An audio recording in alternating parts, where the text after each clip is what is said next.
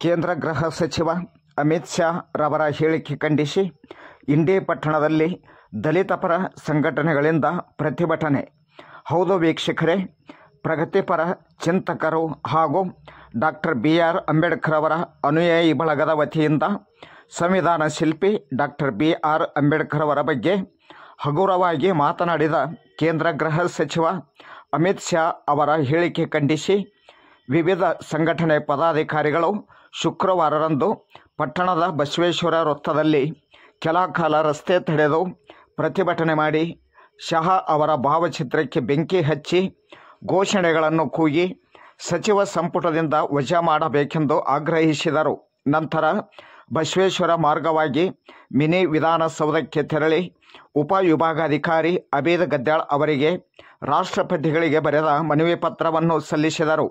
ಈ ಸಂದರ್ಭದಲ್ಲಿ ಭೀಮಣ್ಣ ಕೌಲ್ಗಿ, ಜಾವೀದ್ ಮೊಮಿನ್, ಇಲಿಯಾಸ್ ಬೋರಾಮಣಿ, ಪುರಸಭೆ ಭಗವಾನ್ ಉಮೇಶ್, ಅಧ್ಯಕ್ಷ ಲಿಂಬಾಜಿ ರಾಠೋಡ್, ಉಪಾಧ್ಯಕ್ಷ ಜಹಂಗೀರ್ ಸೌದಾಗರ್, ಪ್ರಶಾಂತ್ ಕಾಳೆ, ಹರಿಶ್ಚಂದ್ರ ಪವಾರ್, ಜಟ್ಟಪ್ಪ ರವಳಿ, ವಿನಾಯಕ ಗುಣಸಾಗರ್, ಸಂಜೀವ್ ರಾಠೋಡ್, ನಿರ್ಮಲಾ ತಳಕೇರಿ, ಶೈಲಜಾ ಜಾಧವ್, ಪುರಸಭೆಯ ಭಗವಾನ್ ಉಮೇಶ್, ಅದೇ ರೀತಿಯಾಗಿ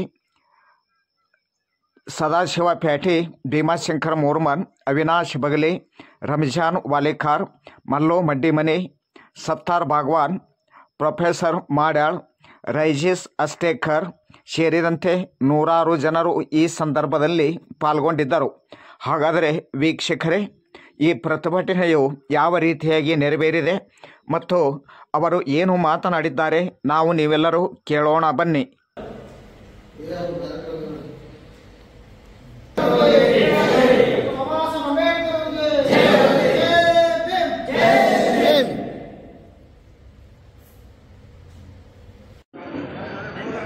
ಸಿಂದಗಿಯಿಂದ ಆಗಮಿಸಿ ರಾಜ್ಯಸಭೆಯಲ್ಲಿ ಡಾಕ್ಟರ್ ಬಾಬಾ ಸಾಹೇಬ್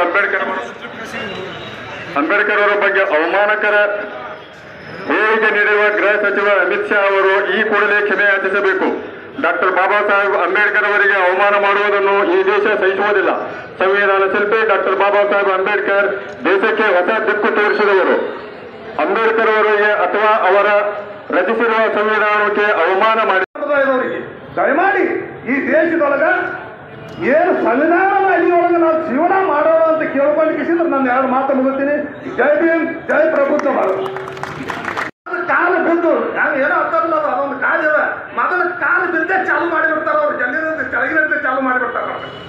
ಅದಕ್ಕೆ ದಯಮಾಡಿ ನಮ್ಮ ಇವರು ನಮ್ಮ DSP ನಾಯಕರು ಅತಿ ಆಜ್ಞೆಗಳು ಬಂದಾರ, ಏನು ಅವ್ರು ಯಾವ್ದಾದ್ರು ಹಿತ ನುಡಿಗಳನ್ನು ಕೇಳೋದು. ಯಾಕಂದ್ರೆ ಅವರಿಗೆ ನಮ್ಗೆ ಕಾಂಟ್ರವರ್ಸಿ ಇರ್ತದ ಪಾರ್ಟಿ ವಿಷಯದಾಗ, ವೈಯಕ್ತಿಕವಾಗಿ ಅಲ್ಲ. ಏನು ಪಾಪು ಸುಟ್ಲಿ ಅನ್ನೋರು ಈ ಪ್ರತಿಭಟನೆ ಮೂಲಕ ಒಂದೆರಡು ಮಾತು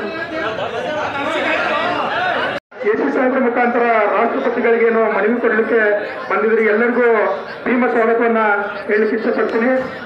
ಈ ಪ್ರತಿಭಟನೆಯಲ್ಲಿ ಮೋದಿ ಸರ್ಕಾರಕ್ಕೆ, ಅಮಿತ್ ಶಾ ಅವರಿಗೆ, ಅಮಿತ್ ಶಾಗೆ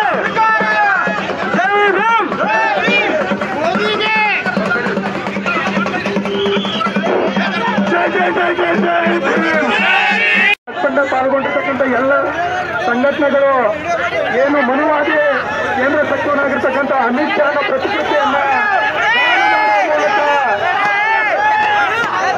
ತಮ್ಮ ಪ್ರತಿರೋಧವನ್ನು ವ್ಯಕ್ತಪಡಿಸಬೇಕಂತೇಳಿ ಕೇಳ್ಕೊಳ್ತಿದ್ದೀವಿ.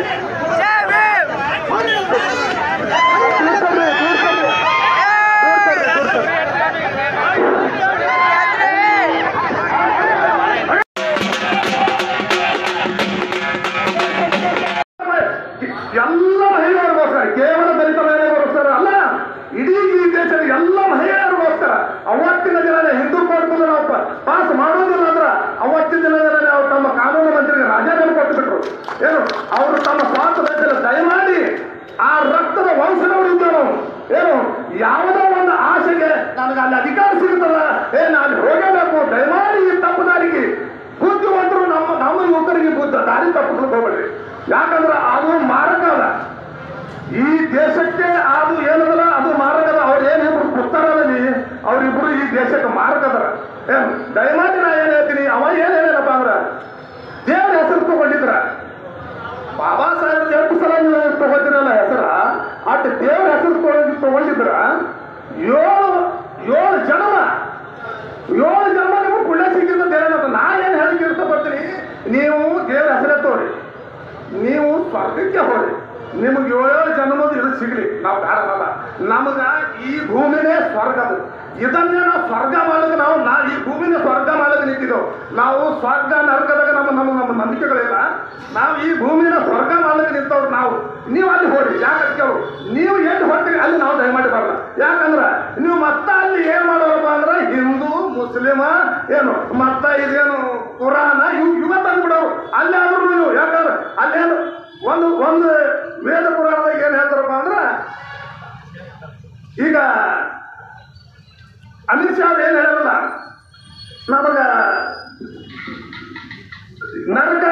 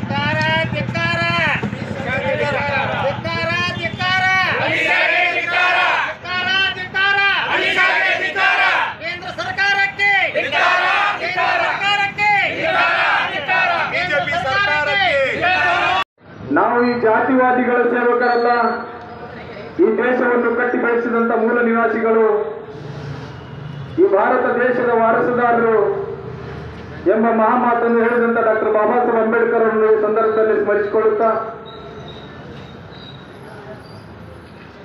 ಗುಲಾಮನಾಗಿ ನಾಯಿಯಂತೆ 100 ವರ್ಷ ಬಾಳುವುದಕ್ಕಿಂತ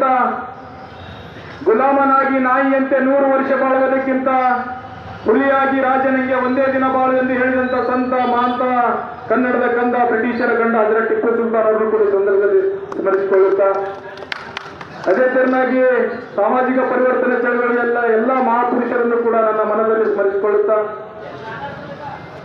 ಇಂದು ಏನು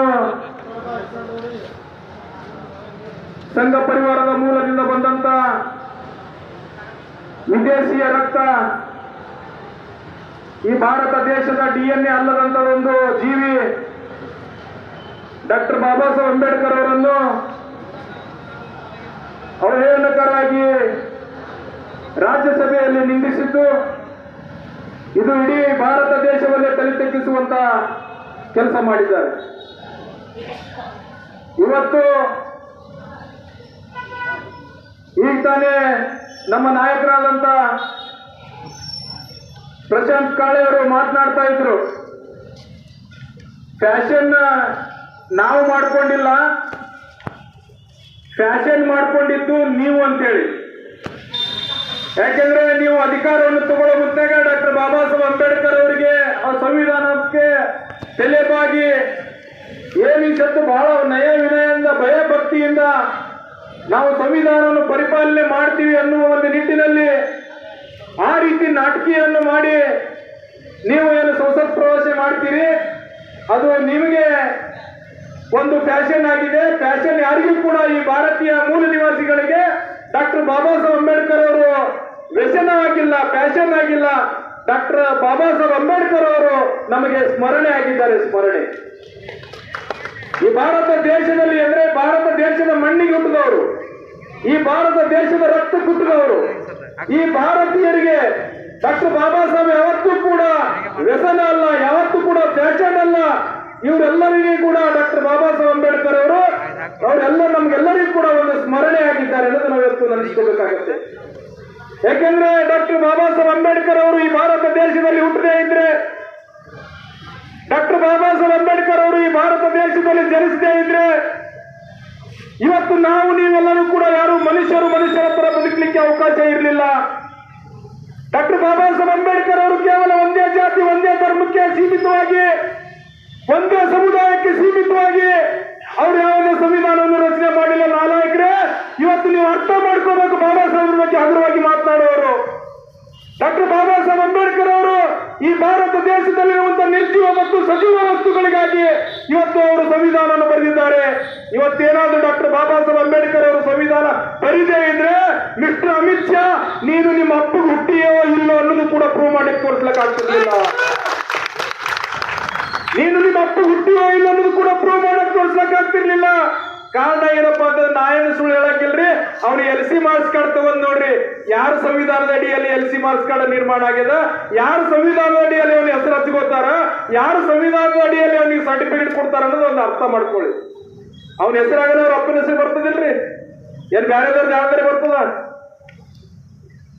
ನೀನೇನಾದ್ರೂ ನಿಮ್ಮ ಅಪ್ಪ ಹುಟ್ಟಿ ಅಂತ ಪ್ರೂವ್ ಮಾಡಿ ತೋರಿಸ್ಬೇಕಾದ್ರೂ ಕೂಡ ಇವತ್ತು ಡಾಕ್ಟರ್ ಬಾಬಾ ಸಾಹೇಬ್ ಅಂಬೇಡ್ಕರ್ ಅವರು ಬೇಕಾಯಿತು.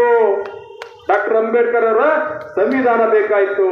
ಅದಕ್ಕಾಗಿ ಇವತ್ತು ನಾವು ಈ ಭಾರತ ದೇಶದ ಮೂಲ ನಿವಾಸಿಗಳು, ಈ ಭಾರತ ದೇಶದಲ್ಲಿ ಬದುಕ್ತಾ ಇರುವಂತಹ ಪ್ರತಿಯೊಬ್ಬ ಪ್ರಜೆನು, ಈ ಭಾರತ ದೇಶವನ್ನು ಕಟ್ಟಿ ಬೆಳೆಸಿದಂತ ಪ್ರತಿಯೊಬ್ಬ ಪ್ರಜೆನು ಯಾವನು ಕೂಡ ಏನಾದ್ರೂ ಬಾಬಾ ಸಾಹೇಬ್ರ ಬಗ್ಗೆ ಯಾರಾದ್ರೂ ಹಗುರವಾಗಿ ಮಾತಾಡ್ತಾರಂದ್ರೆ ಅವರು ಭಾರತೀಯರು ಅಲ್ಲ, ಅವರು ಈ ದೇಶದವರೇ ಅಲ್ಲ. ಅವರು ನಿಜವಾಗಿ ಕೂಡ ಮತ್ತೊಮ್ಮೆ ಪ್ರೂವ್ ಮಾಡಿ ತೋರಿಸಿದ್ರು ನಾವು ಭಾರತೀಯರಲ್ಲ ಅಂತೇಳಿ. ಏನು ಮಧ್ಯ ಏಷ್ಯಾದಿಂದ ದನ ಕೈಕೊಂಡು ಬಂದಂತ ಆರ್ಯ ಸಂತತಿ ಇಲ್ಲೇನು ಬಂದು ತಮ್ಮ ಒಂದು ಏನು ನೆಲೆಸಲಿಕ್ಕೆ ಭಿಕ್ಷೆ ಬೇಡಿ ಬಂದು ಇಲ್ಲೇನು ವಾಸ ಮಾಡಿದ್ರಲ್ಲ, ಇವತ್ತು ಬಾಬಾ ಸಾಹೇಬ್ರ ಬಗ್ಗೆ ಹಗುರವಾಗಿ ಮಾತನಾಡ್ತಿದ್ದಾರೆ. ಇವತ್ತು ಅವ್ರು ಹೇಳ್ತಾ ಇದ್ದಾರೆ, ಅವರು ಬಾಬಾ ಸಾಹೇಬರನ್ನು ಅವಹೇಳನಕಾರಿಯಾಗಿ ಮಾತನಾಡುವುದು, ಬಾಬಾ ಸಾಹೇಬರ ಅವರ ಒಂದು ಸಂವಿಧಾನಕ್ಕೆ ಚ್ಯುತಿ ತರುವಂತ ಕೆಲಸ ಮಾಡುದು, ಬಾಬಾ ಸಾಹೇಬರ ಬರೆದಂತ ಸಂವಿಧಾನ ತಿರುಗಿಸ್ತೀನಿ ಅಂತ ಅನ್ನೋದು, ಬಾಬಾ ಸಾಹೇಬರು ಬರೆದಂತ ಸಂವಿಧಾನ ಸರಿ ಇಲ್ಲ ಅಂತ ಅನ್ನೋದು, ಬಾಬಾ ಸಾಹೇಬರ ಸಂವಿಧಾನವನ್ನು ತಿದ್ದುಪಡಿ ಮಾಡಲಿಕ್ಕೆ ಬಂದಿದ್ದೀವಿ ಅಂತ ಹೇಳೋದು. ಇಂಥ ಹೇಳಿಕೆಗಳನ್ನು ಇವತ್ತೇ ಅಲ್ಲ, ಇವತ್ತು ನಾವು ಹಿಂದಿನಿಂದಲೂ ಕೂಡ ಈ ಏನು ಸಂಘ ಪರಿವಾರದವರು ಇವರಿಗೆ ಸರಿಯಾಗಿ ಪ್ಯಾಂಟ್ ನೋಡ್ಲಾಕ್ ಬರಲ್ಲ, ಚಡ್ಡಿ ನೋಡ್ಲಾಕ್ ಬರಲ್ಲ ಅಂತ ನನ್ನ ಮಕ್ಕಳು ಇವತ್ತು ಡಾಕ್ಟರ್ ಬಾಬಾ ಸಾಹೇಬರ ಸಂವಿಧಾನದ ಬಗ್ಗೆ ಮಾತಾಡಲಿಕ್ಕೆ ಇಷ್ಟಪಡಲಾಗ್ತದೆ. ಇವತ್ತು ನಾವು ಅರ್ಥ ಮಾಡ್ಕೋಬೇಕು ಅಂದ್ರೆ ನಾವು ನೇರವಾಗಿ ಇವತ್ತು ಅವ್ರಿಗೆ ನಾವು ಚಾಲೆಂಜ್ ಮಾಡ್ಲಿಕ್ಕೆ ತಯಾರಿದ್ದೀವಿ. ನೀವೇನಾದ್ರೂ ನಿಮ್ಮ ಅಪ್ಪಗೆ ಹುಟ್ಟಿದ್ರಪ್ಪ ಅಂತಂದ್ರೆ, ನೀವು ನಿಜವಾಗಿ ನೀವೇನಾದ್ರೂ ನಿಮ್ಮ ಅಪ್ಪಗೆ ಹುಟ್ಟಿದ್ರಪ್ಪ ಅಂತಂದ್ರೆ ಬರ್ರಿ ನಾವು ಬಿದ್ರ ನೀವ್ ಎದಕ್ಕೆ ಬರ್ತೀರಿ, ಬರ್ರಿ ಸಂವಿಧಾನ ತಗೊಂಡ್ ಬರ್ತೀರ ಚರ್ಚೆಗೆ, ಅದಕ್ಕೂ ನಾವು ರೆಡಿ ಇದ್ದೀವಿ. ಯಾಕಂದ್ರೆ ಈ ಭಾರತ ದೇಶದ ಮೂಲ ನಿವಾಸಿಗಳು ಇವ್ರು ಎಂತವರಪ್ಪ ಅಂತಂದ್ರೆ ಇವರು ಈ ಭಾರತ ದೇಶವನ್ನು ಕಟ್ಟಿ ಬೆಳೆಸಿದವರದಾರ. ಈ ಭಾರತ ದೇಶದ ಸ್ವತಂತ್ರಕ್ಕಾಗಿ ತಮ್ಮ ಪ್ರಾಣಿಗಳನ್ನು ಕೊಟ್ಟಂತವ್ರ, ಈ ಭಾರತ ದೇಶದ ಸ್ವತಂತ್ರಕ್ಕಾಗಿ ತಮ್ಮ ಮಕ್ಕಳನ್ನು ಕೂಡ ಬಲಿ ಕೊಟ್ಟಂತ ಈ ಏನು ರಕ್ತ ಅದ ಇಂಥವ್ರು. ಇವರಿಗೆ ನೀವೇನಾದ್ರೂ ನಿಮಗೆ ದಮ್ ಇತ್ತಂದ್ರೆ, ತಾಕತ್ತಿತ್ತಂದ್ರೆ ನೀವು ನಿಜವಾಗ್ಲೂ ನಿಮ್ಮ ಅಪ್ಪಗೆ ಹುಟ್ಟಿದವರಾಗಿದ್ರಪ್ಪ ಅಂತಂದ್ರೆ ಬರ್ರಿ, ನೀವೇನ್ ಚರ್ಚೆಗೆ ಬರ್ತೀರಿ ಬರ್ರಿ. ಬಾಬಾ ಸಾಹೇಬ್ರ ಬಗ್ಗೆ ಏನ್ ಕೇಳ್ತೀರಿ ಕೇಳಿ, ನಾವು ಬರಂಗಿಲ್ಲ. ನಮ್ಮ ಮನೆಯಲ್ಲಿರುವಂತ ಸಣ್ಣ ಸಣ್ಣ ಮಕ್ಕಳು ಕೂಡ ನಿಮ್ಮನ್ನ ಉತ್ತರಿಸಲಿಕ್ಕೆ, ನಿಮ್ಮನ್ನ ಎದುರಿಸಲಿಕ್ಕೆ ತಯಾರಿದ್ದಾರೆ ಅಂತ ಈ ಸಂದರ್ಭದಲ್ಲಿ ಹೇಳಿಕೆ ಇಷ್ಟಪಡ್ತಾ ಇದ್ದೀನಿ. ಕಾರಣ ಏನಪ್ಪಾ ಅಂತಂದ್ರೆ, ನಿಮಗೆ ಬಾಬಾ ಸಾಹೇಬ್ ಬರೆದಂತ ಸಂವಿಧಾನದ ಅಡಿಯಲ್ಲಿ ಅಧಿಕಾರ ಬೇಕು. ಡಾಕ್ಟರ್ ಬಾಬಾ ಸಾಹೇಬ್ ಅಂಬೇಡ್ಕರ್ ಅವರು ಕಷ್ಟಪಟ್ಟು ತಂದು ಕೊಟ್ಟಂತ ಓಟಿನ ಹಕ್ಕನ್ನು, ಆ ಓಟಿನಿಂದ ಆಯ್ಕೆಯಾಗಿ ನೀವು MLA MP ಗಳು, ಮಿನಿಸ್ಟರ್ಗಳು, ಪ್ರೈಮ್ ಮಿನಿಸ್ಟರ್ ಆಗಲಿಕ್ಕೆ ನೀವು ತಯಾರಿದ್ದೀರಿ. ನಿಮ್ಗೇನಾದ್ರೂ ನೈತಿಕತೆ ಇತ್ತಂದ್ರೆ, ನಿಮ್ಗೇನಾದ್ರೂ ನಾಚಿಕೆ ಮಾನ ಮರ್ಯಾದೆ ಇತ್ತಪ್ಪ ಅಂತಂದ್ರೆ, ನೀವೇನಾದ್ರೂ ನೀವು ಒಬ್ಬರಿಗೆ ಹುಟ್ಟಿದವರು